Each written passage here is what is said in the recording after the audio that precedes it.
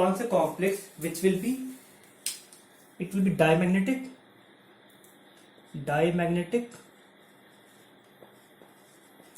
ठीक है, डायमैग्नेटिक होना चाहिए कॉम्प्लेक्स, ठीक है, और ट्रांजिशन मेटल तो होना ही चाहिए, ठीक है। तो हम देखेंगे कि कौन सा वाला कॉम्प्लेक्स जो है इसमें से निकल, कोबाल्ट, आयरन, जिंक, इसमें से कौन सा डायमैग्नेटिक कॉम्प्लेक्स है, ठीक है। तो पहले उससे प्रोसीड करने से पहले हमें समझना पड़ेगा कि let's what is the oxidation state of M here. तो ऑक्सीडेशन स्टेट निकालने के लिए पहले मैं लिखता हूँ M complex C N whole 6 3 minus. So let's assume कि एम का ऑक्सीडेशन स्टेट एम एक्स है, इसका ऑक्सीडेशन स्टेट वाई है, और कॉम्प्लेक्स का ऑक्सीडेशन स्टेट है -3, ठीक है। तो मुझे पता है कि सी एन जो होता है वो सी एन -1 होता है, ठीक है। तो एक्स प्लस यहाँ पे 6 कॉम्प्लेक्स है, 6 इंटू -1 इज इक्वल टू -3, ठीक है। तो X is equal to -3 plus 6 is equal to X is equal to +3। तो मतलब कि मेटल का ऑक्सीडेशन स्टेट हो गया +3, ठीक है।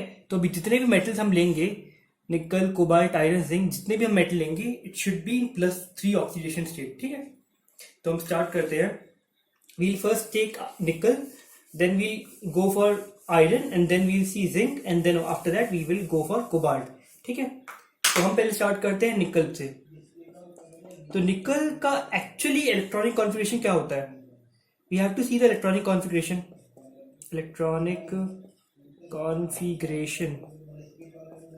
ठीक है। तो निकल का इलेक्ट्रॉनिक कॉन्फ़िगरेशन होता है, निकल का इलेक्ट्रॉनिक कॉन्फ़िगरेशन होता है Ni का 4s2 3d8, ओके। और निकल 3+ का क्या होगा? निकल 3+ का होगा, क्योंकि हमें पता है कि जो इलेक्ट्रॉन निकलेगा बाहर, तो इलेक्ट्रॉन निकलेगा पहले आउटर मोस्ट से, उसके बाद इनर मोस्ट से। तो इसका ये मतलब है कि जो 4s वाला है, पहले 4s से इलेक्ट्रॉन निकल जाएंगे, उसके बाद 3d से इलेक्ट्रॉन निकलेंगे, ठीक है। तो पहले 4s से निकलेंगे, उसके बाद 3d से निकलेंगे। ऐसा नहीं कि पहले 3d से निकल जाए फिर 4s से निकले, पहले 4s से निकलेंगे, उसके बाद 3d से निकलेंगे, ठीक है। तो अगर मैं 4s से निकालता हूं तो 4s के 2 इलेक्ट्रॉन निकल जाएंगे, ठीक है। तो 4s के 2 इलेक्ट्रॉन निकल जाए 0, और हमारा ऑक्सीडेशन स्टेट है +3, तो इसका मतलब हमको निकालना है 3 इलेक्ट्रॉन हमको निकालने हैं। तो एस के 2 इलेक्ट्रॉन निकल चुके हैं और डी से निकलेंगे 1 इलेक्ट्रॉन। तो 1 इलेक्ट्रॉन निकलने के बाद क्या होगा? 8 - 1 7, ठीक है। तो निकल का इलेक्ट्रॉनिक कॉन्फ़िगरेशन हो गया अभी के लिए, वो हो गया मतलब 4s का डब्बा, 4s का बॉक्स। उसके बाद वील सी द 3d7, ठीक है। 3d7 में ये होता है 1 2 3 4 5 6 7, यहाँ पे तो कुछ नहीं है, ठीक है। उसके बाद हम लोग ने यूज किया है लिगैंड Cn-, ठीक है। Cn- एज ए लिगैंड हमने यूज किया है। तो Cn- हमें पता होना चाहिए कि Cn- जो है एक स्ट्रॉन्ग फील्ड लिगैंड है। Cn- is a strong field ligand, ठीक है। ये चीज हमें इस क्वेश्चन के लिए जरूरत पड़ने वाला है, मतलब कि स्ट्रॉन्ग फील्ड है, तो अगर स्ट्रॉन्ग फील्ड कोई लिगैंड होता है तो इट विल डू पेयरिंग। मतलब एग्जाम्पल के तौर पे अगर if I am taking like this, if I'm doing like this,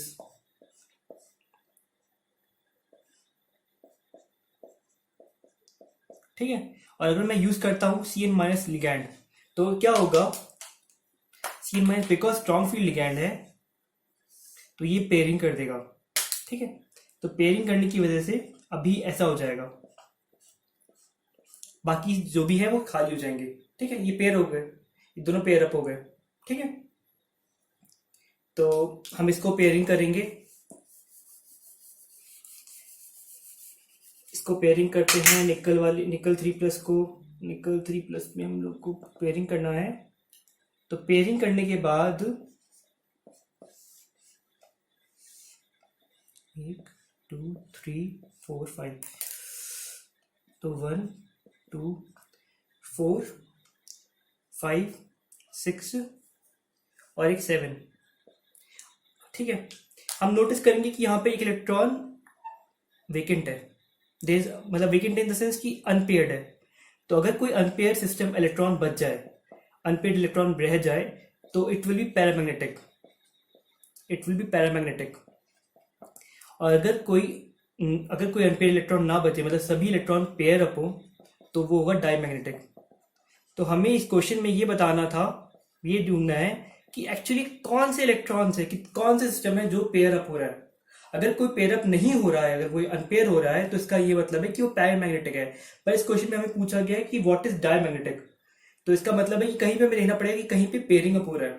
ठीक है, तो ये एग्जाम्पल तो निकल का हो गया। अभी हम फटाफट आयरन के लिए करेंगे। आयरन का क्या होता है, इलेक्ट्रॉनिक कॉन्फ़िगरेशन आयरन की जल्दी करते हैं।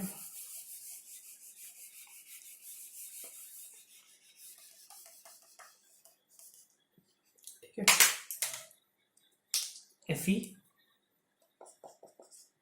Fe का होता है 4s2 3d6। ये बहुत जरूरी है कि आप इलेक्ट्रॉनिक कॉन्फ़िगरेशन याद रखें। और Fe3 प्लस क्या होगा, Fe3 प्लस होगा 4s0 3d क्या 3d5। ठीक है, तो यहाँ पे देखो आप, अगर हम इसे पेयरिंग करते हैं, पहले क्या सिस्टम था, पहले सिस्टम था ये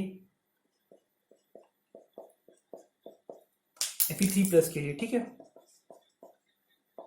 आफ्टर पुटिंग Cn लिगैंड,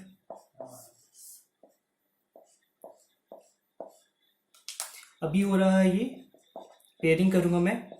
ठीक है, तो यहाँ पे भी एक इलेक्ट्रॉन बच रहा है, यहाँ पे भी एक इलेक्ट्रॉन बच रहा है, वन अनपेयर्ड इलेक्ट्रॉन। तो स्टिल दिस इज पैरामैग्नेटिक। तो even iron will not be a good, iron won't be answer. तो इसका मतलब आयरन भी आंसर नहीं होगा, निकल भी नहीं था। ठीक है, अभी हम लोग ट्राई करते हैं जिंक के लिए। अभी आपको शायद एक गेस आइडिया हो गया होगा कि आंसर क्या होना चाहिए, पर ठीक है, फिर भी हम लोग जिंक को ट्राई करते हैं। जिंक में देखते हैं जिंक में क्या होता है। जिंक का होता है, जिंक के लिए होता है 4s2 3d10। ठीक है, और जिंक 3 प्लस होता है 4s0 3d9।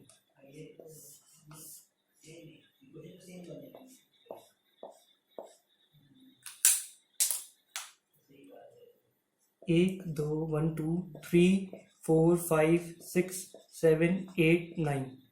आफ्टर पेयरिंग, ये तो एक्चुअली आफ्टर पेयरिंग, पेयरिंग करने के बाद भी, पेयरिंग कैसे हुआ, पेयरिंग तो कुछ होगा ही नहीं, मतलब कुछ बचा ही नहीं।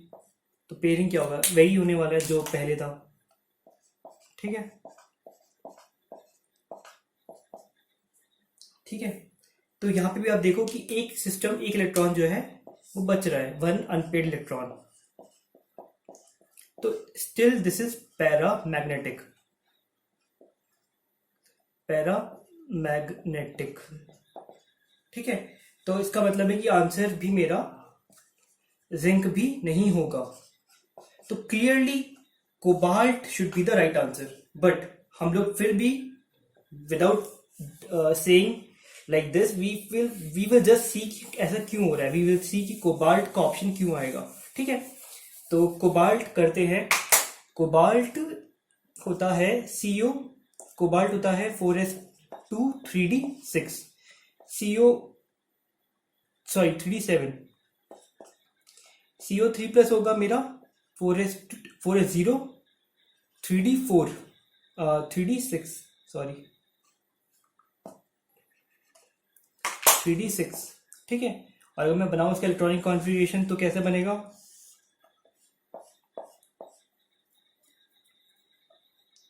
एक दो तीन चार पाँच छ, आफ्टर पुटिंग Cn लिगैंड,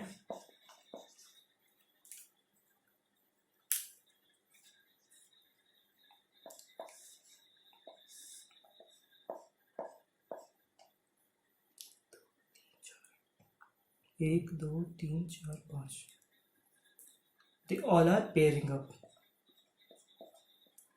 ठीक है, 6 है, यहाँ पे भी 6 है। तो इसका मतलब यहाँ पे अनपेड इलेक्ट्रॉन, अनपेड इलेक्ट्रॉन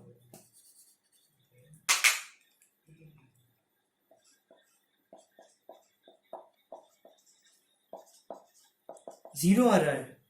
अगर ये 0 आ रहा है तो दैट मीन्स कि इट इज डायमैग्नेटिक सिस्टम।